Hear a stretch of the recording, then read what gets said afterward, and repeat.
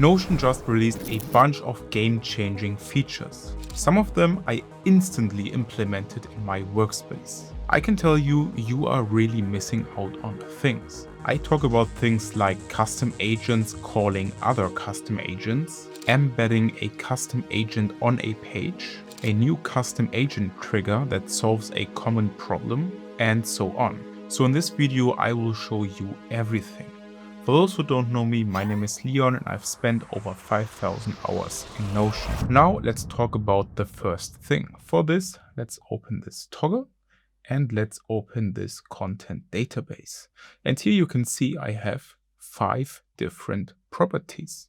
And if I now open this one page that we have and I open the layout builder, previously you could only pin 4 properties. Now you can pin unlimited properties. I could, for example, pin also the type. Now it's 5.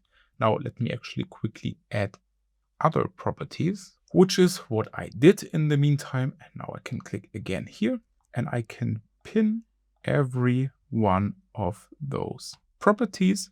And if I now click out of here, you can see one problem. They stack up horizontally. So now I need to scroll to the right and to the left. I can pin unlimited, but I wouldn't stuff like everything in here because you need to then scroll to the left and to the right. I think if you maybe need to scroll a bit, it's okay. But you can definitely pin up to here. You can see 1, 2, 3, 4, 5, 6, 7, 8 properties in this case, and this is no problem. So you need to maybe see in some situations, in some databases, it can make sense to pin more properties because they don't need that much space. In some you will stick to 4 or 5. You can figure this out on the go. Maybe you don't have a problem with scrolling to the left and to the right a bit. This is also possible now. For the second thing, I want to open an agent that I built with you or that I built in a previous video. And here you will find the second news. If you scroll down here, you can find this point Notion agents. And here you can add other custom agents in your workspace. I could, for example, go in here and I can choose this agent that I will talk about in a second.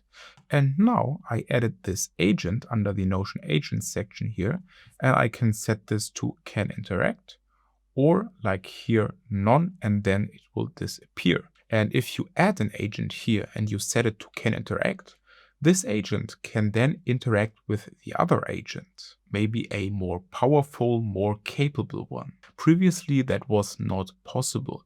You could, for example, in a database add a status property, and then based on status 1, you could trigger one agent, and then the agent sets the status to the next option, and then this will trigger another custom agent, but you didn't have the opportunity for a custom agent to like instantly interact with another custom agent, but this is now possible. So for this, just keep in mind, you can now add other custom agents to an agent and then they can communicate.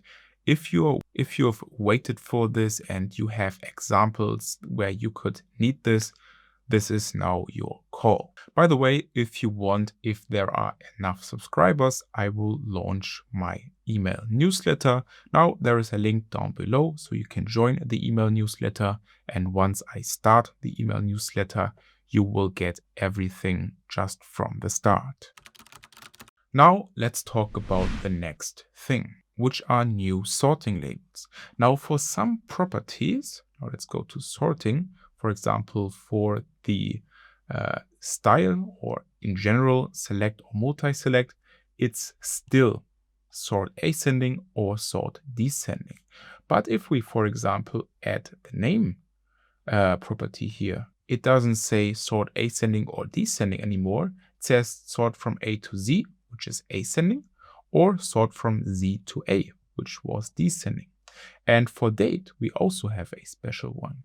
Here we have old to new, which is ascending, and also new to old, which is descending. So this is just a little thing for those of you who had a problem with this ascending and descending. Now it's easier for some properties. The next thing I want to show you are basically two shortcuts that we got, and I think they are very useful. The first one is /LV, and this is to create a linked view. And the second one is for the button. It's just /BT. And then of course you need to press enter, and then you can create a button. So now this is way faster. Now that we covered this, let's talk about a new update to the AI meeting notes. And I covered this in a recent news video where I said that you can upload audio.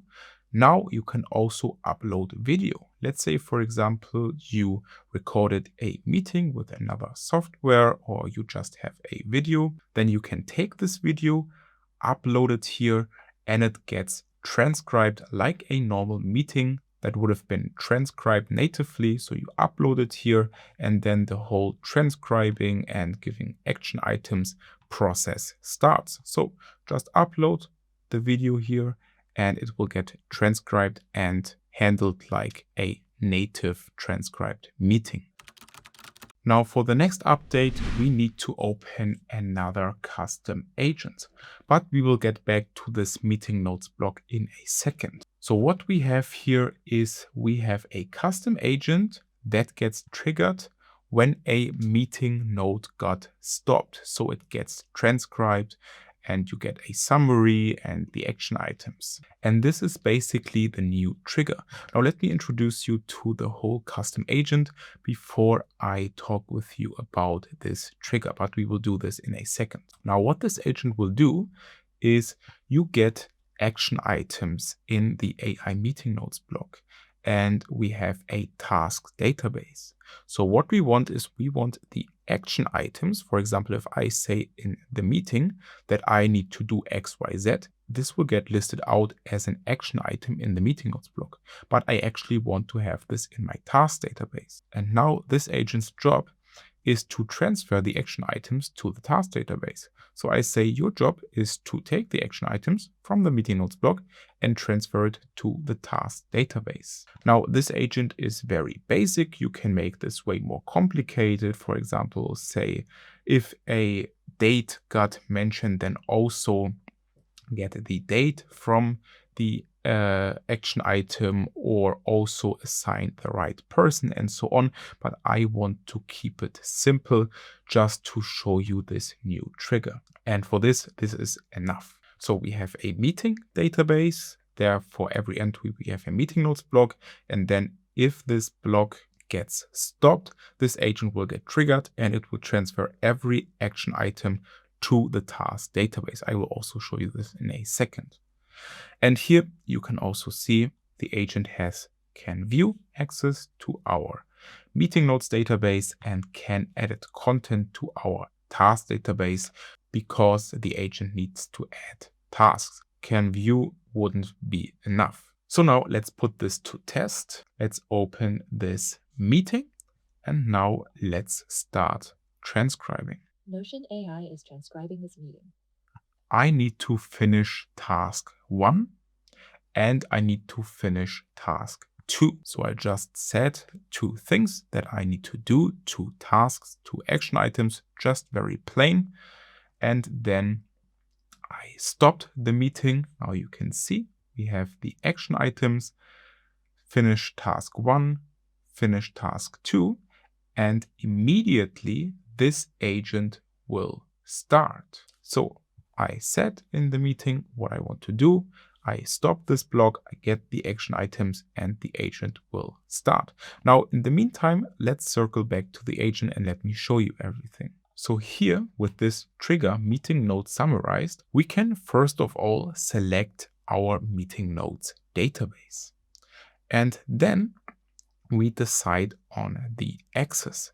Now, in this case, I only need can view because the job is to look at the action items and put them into the task database. More than can view is not enough. Then we have entire database or only specific views. This would be, for example, If you have a specific view where, for example, a property is set to a specific value and you set this view here, then only things that get added to this view, so this property needs to be set to the specific value, only then the custom agent will trigger. Otherwise, for every meeting notes block in that database, if it gets stopped, the agent will trigger. So this is just something to keep in mind. Maybe you want to create a view that has a specific filter, and only for the entries that are in this view, if you stop a meeting, you want the agent to get triggered. Then you also have the option to select properties, like in this case, any meeting notes summarized, or then now in this case, I only have the name as the property, also other properties. And that's basically everything in regard to this new trigger. Now let's get back to the databases. And you can see here the agent is finished. Now let's open the task database down here. And we have Leon to finish task 1, Leon to finish task 2. Now we could also specify that the agent should never add icons, or that the naming of the task should be in a specific pattern, and so on. But literally, these are the two things that I mentioned in the meeting, and they got added in the database. This is everything I wanted. So, job perfectly done. Now let's talk about the last thing in regard to meeting notes, and for this I will put a video on the screen now.